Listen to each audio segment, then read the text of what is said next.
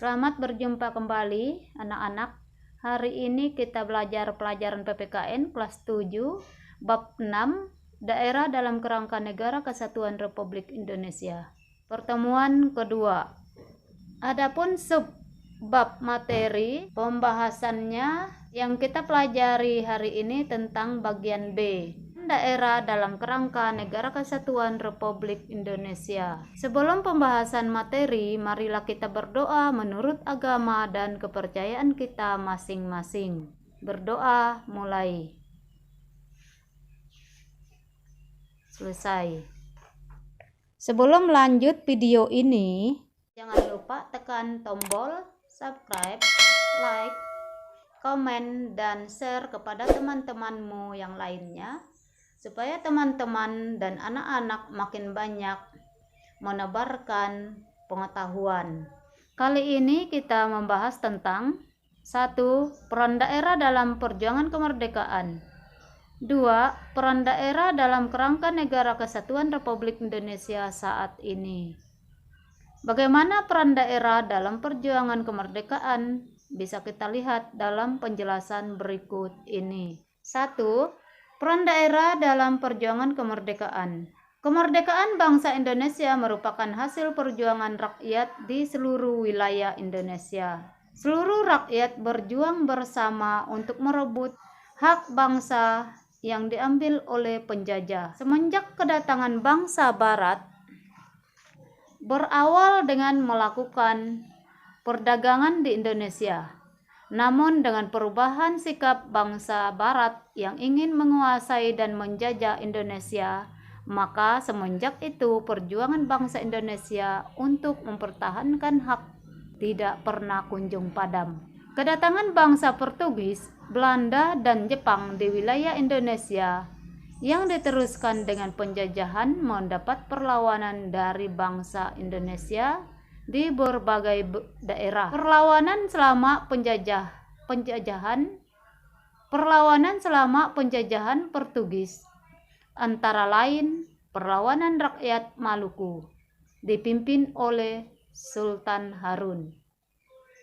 Perlawanan rakyat Demak menyerang Malaka dipimpin oleh Pati Unus, dan menyerang Sunda Kelapa dipimpin oleh Palatehan. Selama penjajahan Belanda, banyak perlawanan, antara lain perlawanan rakyat Aceh dipimpin oleh Cut Nyak-Din, Teuku Umar, Panglima Polem, dan yang lainnya. Perlawanan rakyat di Sumatera Utara dipimpin oleh Raja Sisinga Mangaraja. Di daerah Jawa dengan tokohnya seperti Sultan Ageng Tirtayasa, Sultan Agung, dan Pangeran Diponegoro. Di Kalimantan, rakyat melawan penjajahan dipimpin oleh Pangeran Antasari. Perlawanan rakyat Sulawesi dengan tokoh Sultan Hasanuddin, dan Maluku dipimpin oleh Patimura. Serta perlawanan rakyat Bali dipimpin oleh I Gusti Ketut Jelantik. Perjuangan merebut kemerdekaan mengalami perubahan strategi setelah kebangkitan nasional 1908. Perjuangan yang sebelumnya bersifat fisik dan kedaerahan menjadi perjuangan dengan mengutamakan organisasi dan bersifat nasional.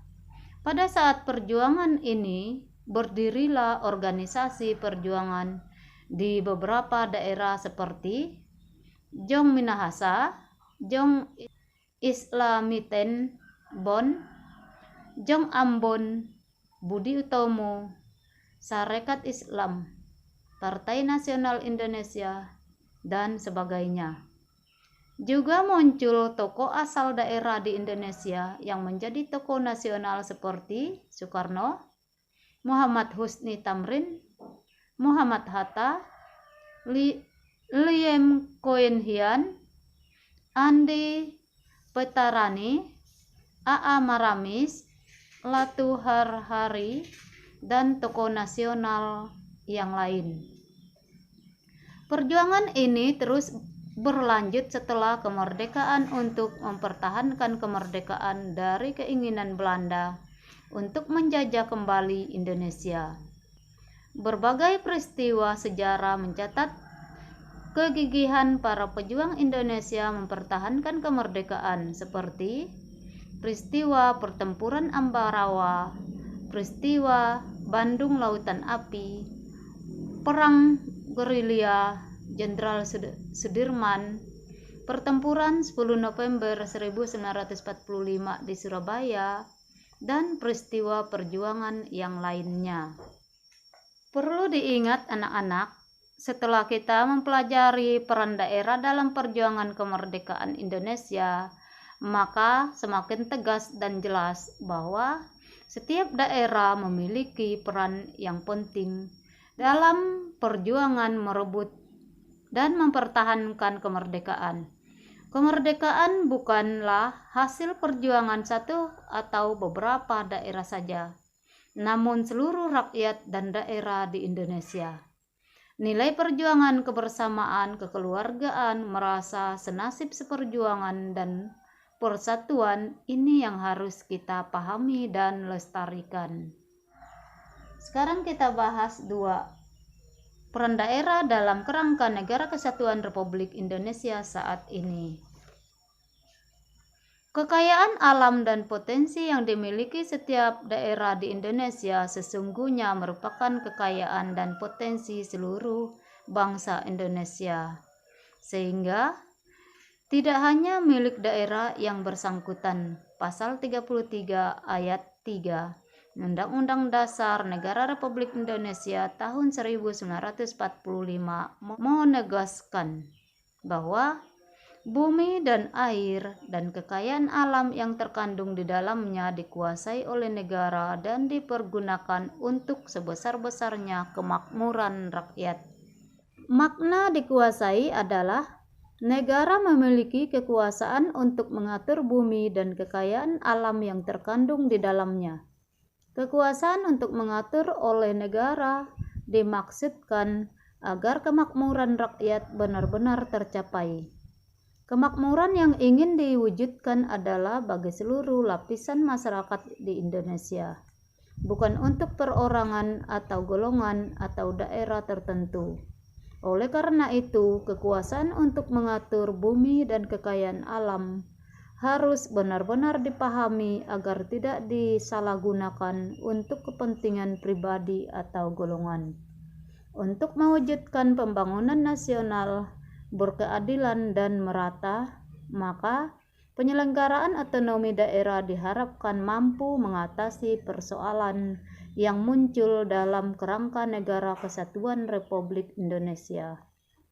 Pengakuan dan penghormatan negara kepada daerah dengan penyelenggaraan otonomi daerah merupakan kesepakatan pembentukan konstitusi sebagaimana diatur dalam pasal 18A dan 18B Undang-Undang Dasar Negara Republik Indonesia tahun 1945.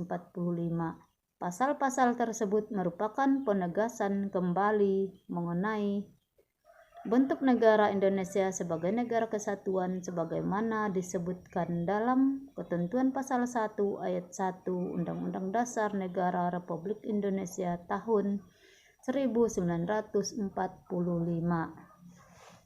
Pemberian otonomi yang seluas-luasnya kepada daerah memungkinkan setiap daerah untuk berkembangnya keberagaman daerah sesuai dengan potensi budaya dan kekayaan yang dimiliki daerah masing-masing yang berdampak bagi peningkatan kesejahteraan masyarakat yang ditandai dengan peningkatan indeks pembangunan manusia dan peningkatan kesehatan, pendidikan, dan pendapatan masyarakat.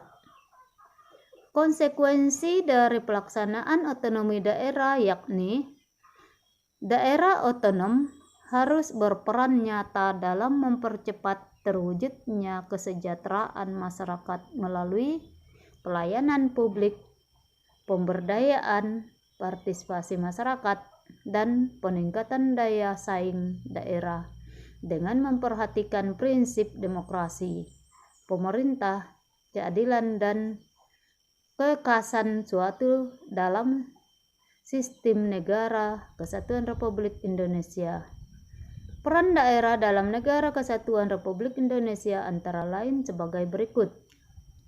A.